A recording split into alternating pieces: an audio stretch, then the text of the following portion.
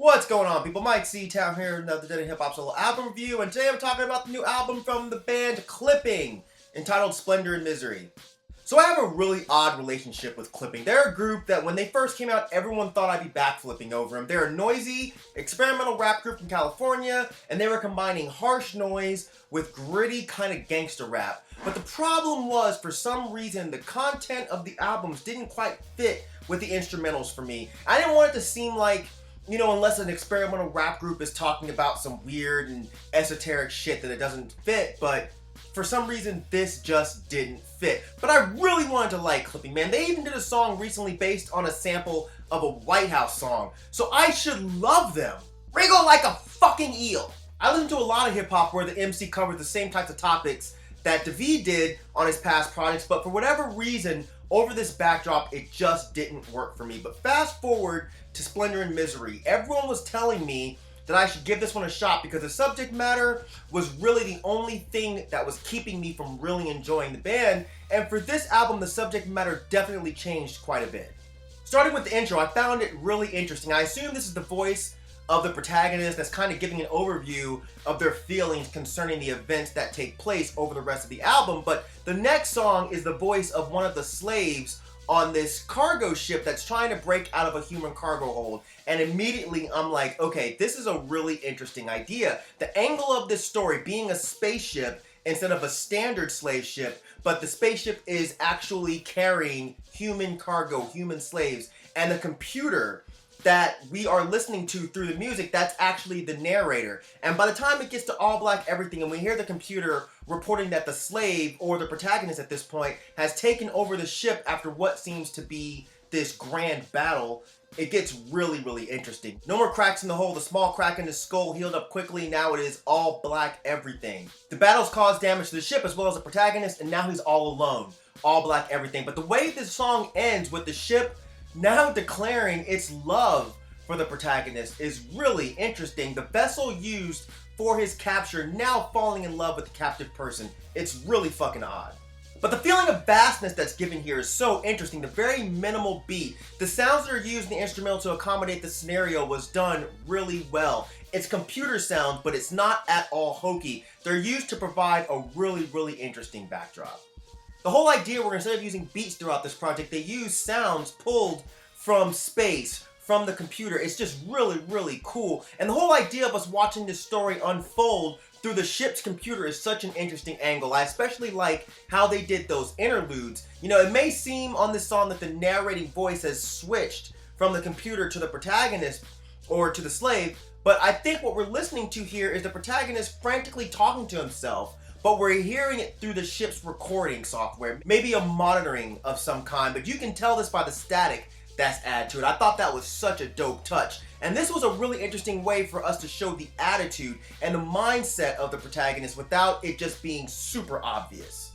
Long Way Away was a very interesting addition. This song follows the protagonist after he sedates himself for hypersleep, and it's what appears to be a spiritual, much in the fashion of the old Negro spirituals from the actual slave days. And the way it was laid out was done really well. It's a long way away, it's a long way away, and I'm alone along the way. And the fact that it was done by Take 6 was super fresh. On Interlude 2, I actually had to go look this up on Google because I couldn't figure out what the hell this was referring to. So I won't get super into it, but I discovered the whole "my target is Amy Clark" thing, which I'm still a bit confused about. I get the reference to one of the songs from their self-titled album, but I'm not really sure what the connection is to this project.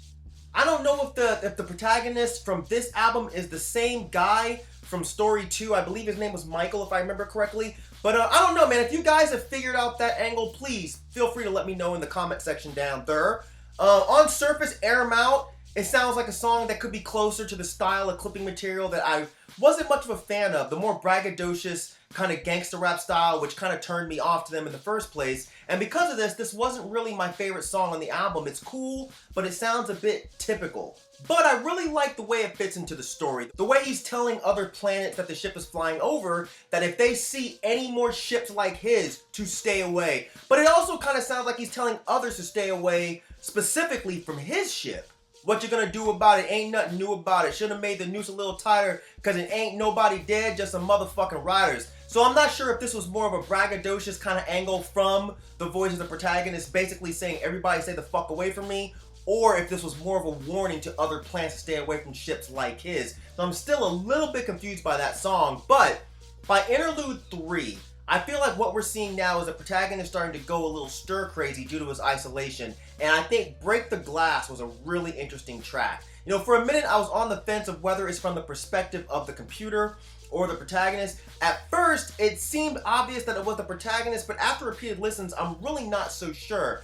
But I think I'm back to thinking it's the protagonist. If you listen to it, there's a part where he says he ain't gonna feel for a while, he ain't been real for a while, so it ain't gonna kill you to smile, it ain't gonna kill you to die, or do you stop? So it's almost like he would have to be speaking in third person if this was actually the protagonist speaking, but given the idea that he's going a bit nuts in this ship, this could explain why he may be speaking in third person, especially given the idea that his isolation has basically driven him to beg the computer to keep talking to him. But on the flip side, it could also be the computer dying to talk to the protagonist as the protagonist is in hypersleep. And because the computer is so in love with him, it doesn't know what to do without his attention. But I think the idea of the protagonist kind of giving into this isolation and succumbing to the madness that comes from being alone, it plays out the rest of this album. So I'm still leaning towards that idea. And the album kind of ends with what seems to be him just kind of picking some coordinates to a random place. There's got to be a better place to be somebody else. Maybe he wants to go to a new place to just start over. Maybe he's ashamed of what he had to do to escape the control of the enslavers that were on that ship. You know, maybe he's ashamed of what he had to do in his life on whatever planet he was on before he was taken. Or maybe he really is the protagonist from story 2, who just wants to start a new life since his family and all his possessions were taken away from him in that story. So I'm really not sure, but any of those ideas totally work, and it's a completely fitting end to this story. Story number 5 was really confusing. I see that it relates back to the older album, Mid-City, but I don't really get why it's on this album. How does that relate to the current story? How does Grace and Randy connect to the current slave protagonist? I'm really lost on that. So again, if you guys have figured that out, please let me know.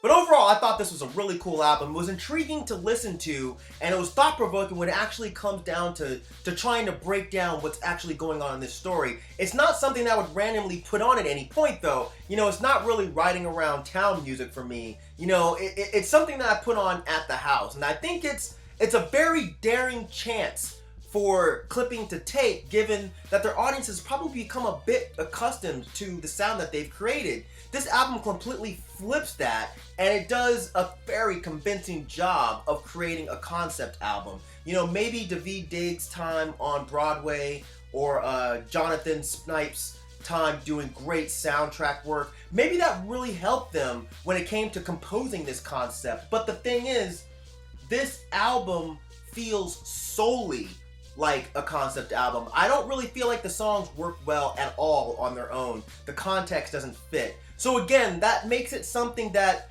doesn't really work well when you're talking about an album that could potentially pop up on shuffle. And for some people, that can really hurt the level of replay value. It's not like a Good Kid, Mad City or a Prince Among Thieves. But I'm not really sure for me if that's a negative or not. Because, you know, typically when I listen to albums, I like to listen to the entire thing as a whole versus select songs. So that whole idea doesn't really bother me. So overall, I really enjoyed this project. I definitely feel like I'll listen to this again. And I'm actually interested in seeing them live now. You know, they're touring with Youth Code. So of course, if they're coming to your town, make sure you go check them out. But me personally, I'm really interested to see how this stuff gets pulled off live. But yeah, again, I really enjoyed this project. Let me know what you guys think. Put some comments in the comment section down there. And as usual, thank you for living, thank you for loving, thank you for being you. And I'll see you guys next time. All right? Peace, bitches.